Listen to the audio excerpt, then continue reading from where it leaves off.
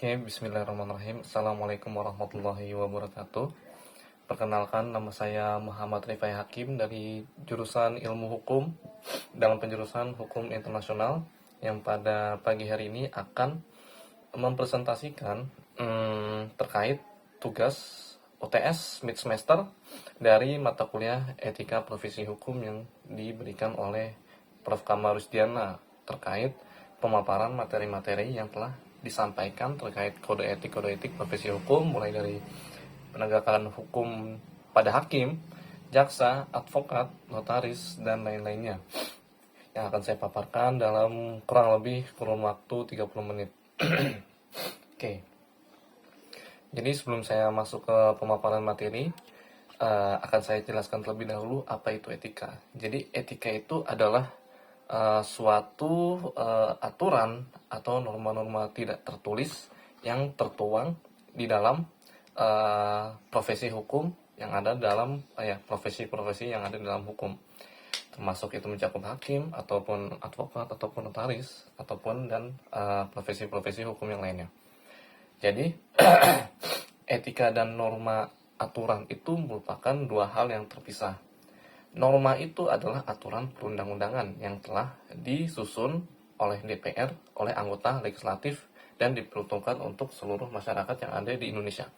Sedangkan etika itu bisa berbentuk tidak tertulis ataupun tertulis. Tidak tertulis itu seperti norma-norma yang ada di dalam masyarakat, etika-etika masyarakat gitu kan, etika kemasyarakatan. Ataupun kode etik yang tertulis, yang tertuang di dalam kode etik yang ada di dalam profesi-profesi tertentu, termasuk profesi hukum. Nah, jadi pada dasarnya menurut Prof. Kamal Rusdiana, etika itu berada di atas aturan perundang-undangan. Kenapa bisa begitu? Karena norma itu adalah suatu hal yang formalitas, sedangkan etika itu hal yang material. Jadi kedua hal tersebut memang harus disatukan satu sama lain, tidak bisa dipisahkan. Karena kalau misalkan suatu aturan itu hanya ditaati tanpa mengindahkan tanpa diterapkan nilai-nilai moral, kebijaksanaan dan kebaikan di dalamnya, maka aturan itu hanya sekedar aturan tertulis, tidak ada substansi yang ada di dalam aturan tersebut. Jadi seperti itu. Sebagai contoh misalkan saya ada mata kuliah Prof. Kamal Rusdiana itu pada pukul 11.20. Misalkan Prof. Kamal memberikan toleransi keterlambatan 5 menit. Nah, sedangkan saya di situ masuk ke kelas itu pada pukul 11:14, yang mana sudah terlambat tapi masih dalam ruang lingkup toleransi keterlambatan yang diberikan oleh Prof. Kamal itu sendiri. Nah, di situ secara norma memang tidak salah, karena memang jatuhnya masih belum terlambat kan.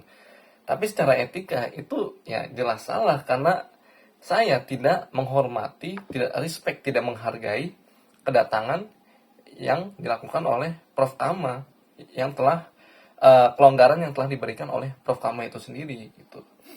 Jadi seperti itu gambarannya kurang lebih. Norma antara norma dan aturan, norma dan etika itu memang dua hal yang harus dipadukan satu sama lain gitu, agar nilai-nilai kebaikan di dalam aturan itu dapat kita indahkan, kita terapkan bersama-sama satu sama lain gitu. Jadi seperti itu. Contoh kasus misalkan pada putusan MK yang terjadi pada musim pemilu tahun lalu atau kemarin akhir-akhir ini. Gibran diloloskan menjadi calon wakil presiden oleh ketua hakim MK yang pada saat itu adalah pamannya. Nah, di situ secara norma memang Gibran sebagai anak muda yang umurnya masih 35 tahun itu kan memang belum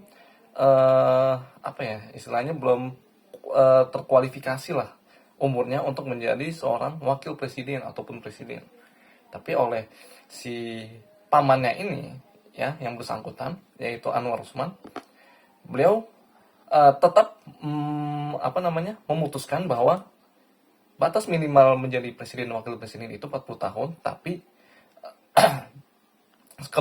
dikecualikan kepada pemimpin-pemimpin muda yang telah memimpin di daerahnya masing-masing, seperti kabupaten ataupun provinsi.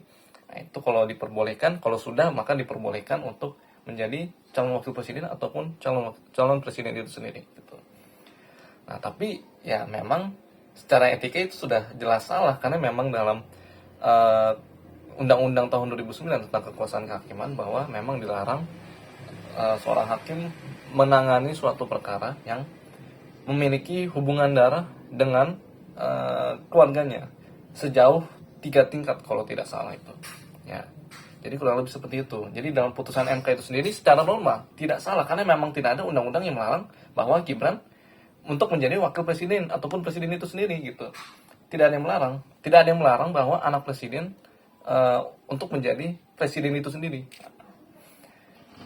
Tapi secara etika itu sudah jelas salah. Jadi memang ya permasalahan hukum yang ada di Indonesia saat ini memang bukan secara formalitasnya tapi secara substansialnya yang harus kita permasalahkan. Secara formalitas memang tidak salah Gibran, tapi memang yang dilakukan oleh Anwar Usman menangani perkara yang yang mana itu adalah keponakannya, yang itu kan masih kurang dari 3 tingkat, yang artinya masih tidak boleh dalam kekuasaan kehakiman itu masih tidak boleh. Jadi ya sudah, pada akhirnya Anwar Usman ini dinyatakan melanggar kode etik dan dicopot jabatannya sebagai ketua hakim MK, tapi masih menjadi seorang hakim MK itu sendiri gitu. Tapi memang ya itulah bangsa kita ini, permasalahannya ada di situ. Norma-norma, aturan-aturan yang dibuat oleh pejabat itu diperuntukkan untuk kita, memang betul kita harus menaati, tapi sayangnya tidak diindahkan aturan-aturan tersebut, tidak ditujukan kepada nilai-nilai kebaikan atau nilai-nilai moral. Tuh. Jadi ya buat apa aturan itu dilaksanakan kalau tidak ada isinya, kalau tidak ada substansialnya, tidak ada bobotnya gitu kan. Gitu. Jadi ya merujuk dari yang dijelaskan oleh Prof. Kamarudin, memang etika itu berada di atas undang-undang, itu sudah pasti. Itu sudah pasti. Karena tanpa etika ya undang-undang hanya sekedar formalitas saja. Gitu. Tidak ada niat baik yang ingin kita tunjukkan kepada masyarakat Indonesia. Gitu. Ya, jadi kurang lebih basa-basinya seperti itu. Ya, selanjutnya kita masuk ke pemaparan materi terkait etika profesi dan peran hakim dalam penegakan hukum atau PPH ya. Oke, jadi apa itu kode etik? Kode etik itu merupakan suatu sistem norma, nilai, serta aturan profesional secara tertulis dengan tegas menyatakan baik dan juga benar, serta apa yang tidak benar dan juga tidak baik bagi profesional. Suatu pola aturan, tata cara, tanda pedoman etis di dalam melakukan suatu kegiatan ataupun suatu pekerjaan. Gitu. Dasar hukumnya di mana? Dasar hukum kode etik dan PPH itu ada di dalam keputusan bersama KMA dengan KY nomor 47 KMA 2009 dan nomor 2 KY tahun 2009 KY PPH. Jungto putusan MA nomor 36 P/Hum 2011 tanggal 9 Februari 2012, keputusan bersama KMA dengan KY yang sudah saya juga sebutkan tadi. Oke, jadi ada yang namanya Bangalore Principles of Judicial Conduct, yang artinya pada prinsip ini yang disusun oleh para hakim dari beberapa negara dunia sebagai standar kode etik hakim pada tahun 2002. Yang pertama itu ada prinsip kemandirian, yang kedua ada prinsip tidak memihak, yang ketiga ada prinsip integritas. Kemandirian itu adalah syarat utama bisa ditegakkannya suatu aturan hukum dan jaminan dasar atas pengadilan yang adil, seperti itu. Maka dari itu, seorang hakim harus menegakkan dan memberi contoh atas kemandirian itu sendiri. Yang kedua, tidak memihak itu sudah pasti. Karena memang hakim itu harus bersifat netral. Harus menyamaratakan semua para pihak yang berperkara dalam persidangan. Tuh. Jadi sangat penting baik diputuskannya perkara pada secara baik. Hal itu tidak berlaku saja pada keputusan itu sendiri, pada juga proses yang diputuskannya. Seperti itu. Lalu ada pula prinsip integritas, yaitu prinsip kejujuran bagi hakim dalam melaksanakan profesinya. Di sini ada prinsip kesopanan, prinsip kesamaan, dan juga prinsip kecakapan.